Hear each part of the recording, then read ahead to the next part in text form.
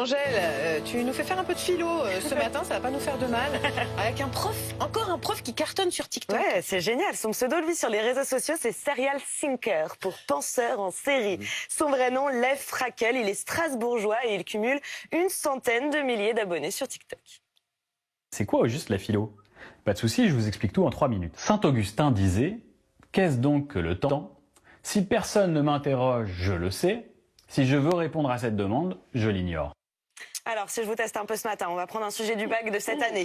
Les pratiques artistiques transforment-elles le monde? Et alors, qu'est-ce que tu veux qu'on te dise? Oui ou non? Vous avez 4 heures, voilà. Donc, tu es pour la colle sur les tableaux, parce que ça peut changer le monde, peut-être, de... Pratique artistique. Ouais, bon sujet d'actualité. Est-ce une pratique artistique de coller? C'est une pratique Débat politique. passionnant. Politique. Lev Frackel a quelques éléments de réponse, écoutez. Ce sens du mot pratique, Aristote l'appelle la poiesis, quand je produis un objet à l'extérieur de moi. Mais le mot pratique peut aussi avoir un autre sens, ce que Aristote appelle la praxis. Alors lui, il est prof de philo, une discipline pas toujours accessible aussi parce qu'on le sait, elle arrive tardivement dans la scolarité, en terminale. Et pour lui, elle ne s'apprend pas que dans les salles de classe, mais aussi grâce à la culture et à tout ce qui entoure les jeunes, comme la série sur le serial killer Jeffrey Dahmer, que vous avez peut-être vu. C'était un carton sur Netflix.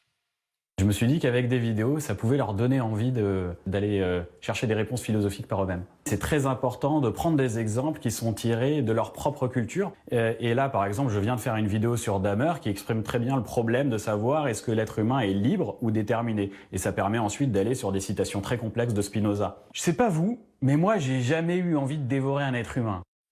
Moi non plus. Autre question que le philosophe aime se poser, par exemple, il pose des questions comme Mbappé mérite-t-il son salaire? Il parle aussi d'introspection religieuse en se basant sur le dernier film de Gad Elmaleh, c'est génial.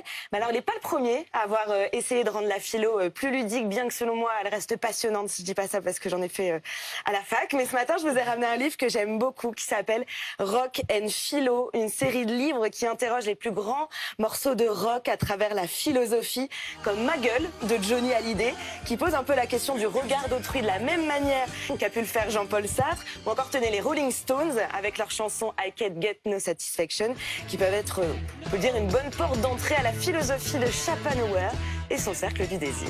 Schopenhauer, c'est surtout l'art d'avoir toujours raison. C'est dit.